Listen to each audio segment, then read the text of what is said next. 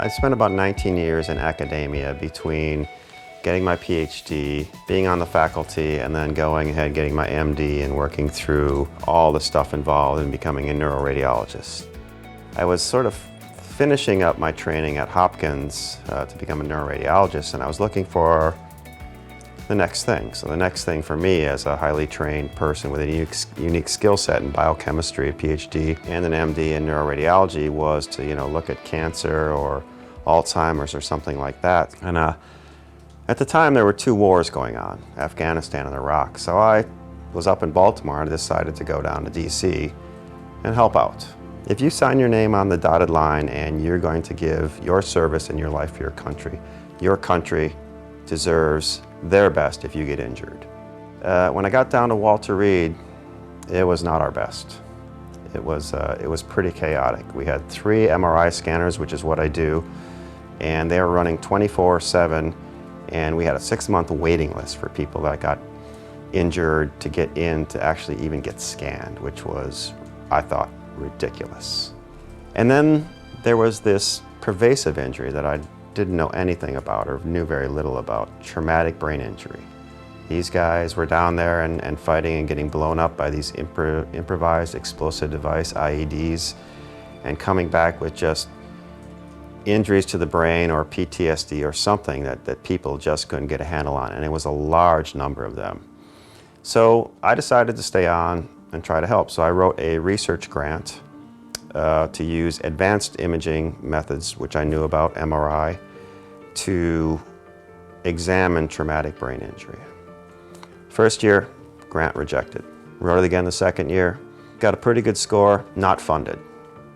Third year, Congress came along and said, we're not doing enough for our men and women in the military who are having this unique and pervasive thing called traumatic brain injury, so they put out $300 million to fund research and treatment of traumatic brain injury. So that year, submitted the grant, got $4.1 million to start my study.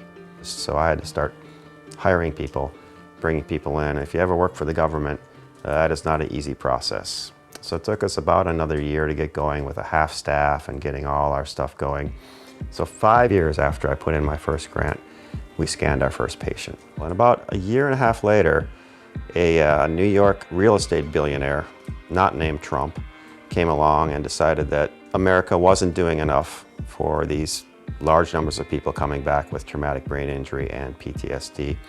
And he decided he was going to build a center for $65 million dedicated to military traumatic brain injury and PTSD. And he did that. And he looked around and he hired the best civilian people to come in and run this place. I think I was the third person they hired to run this $10 million worth of neuroimaging equipment. It was a terrific state-of-the-art neuroimaging suite that we set up.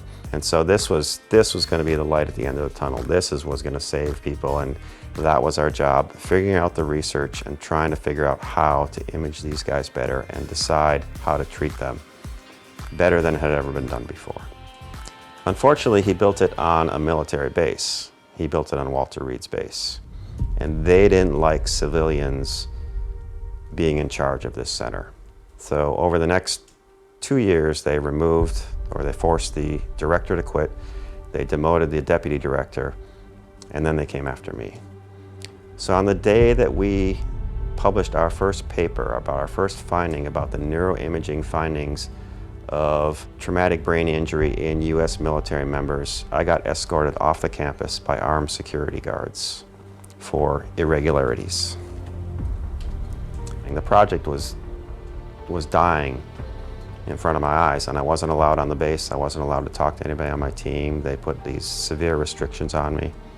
And again, it's a long, involved story with Congress and various leaders, but it was not a good time. But I do want to say that this didn't happen in isolation. I was partially responsible for this happening also.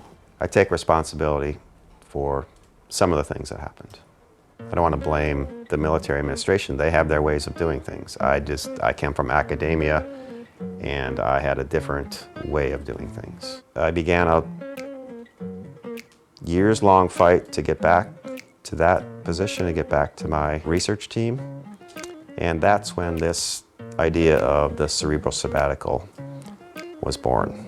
And as Forrest Gump says, that's all I'm going to say about that.